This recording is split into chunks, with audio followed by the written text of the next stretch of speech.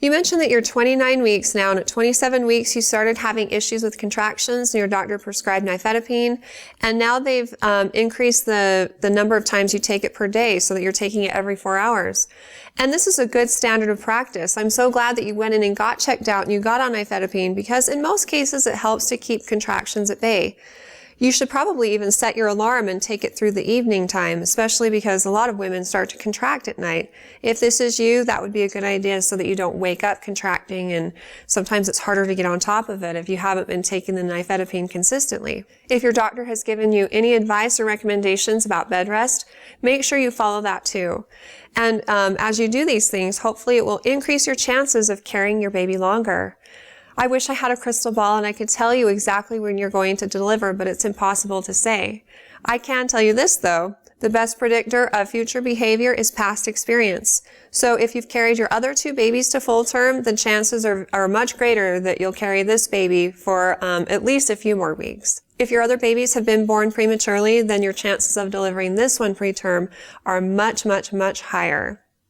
Data shows that there are many things that increase a woman's risk, and one of the greatest predictors is past experience. However, there are many other factors that go into it.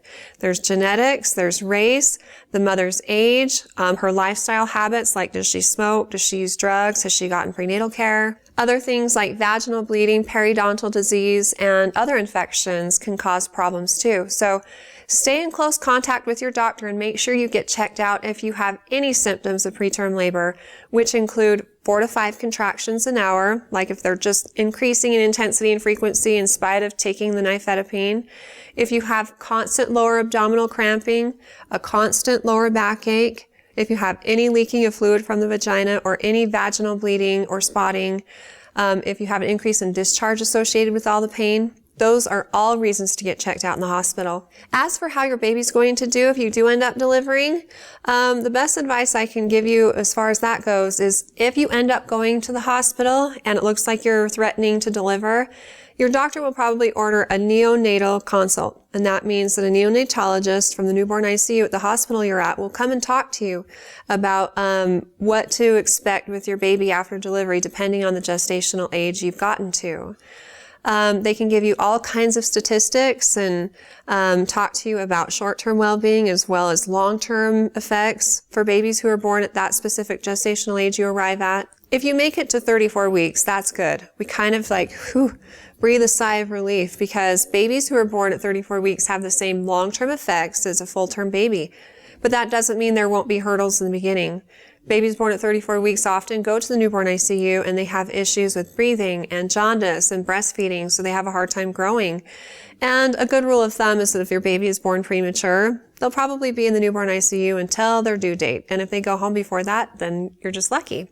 So, of course, there are many hurdles to overcome. Delivering at 34 weeks is not ideal, but it kind of depends on your perspective.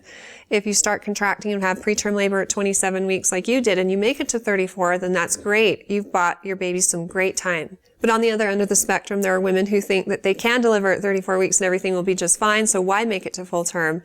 And that's not a good thought process to have. You want to get as many days as you can.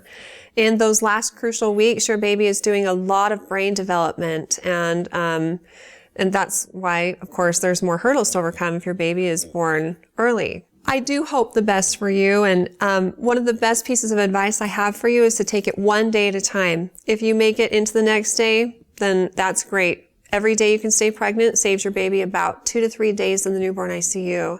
And don't try to think about it in weeks. Just think about it in terms of days. And I hope you make it as far as you can, and good luck with everything. If you have any other questions for me in the future, feel free to ask them on our Facebook page at facebook.com/Intermountain Moms, and recommend us to your friends and family too.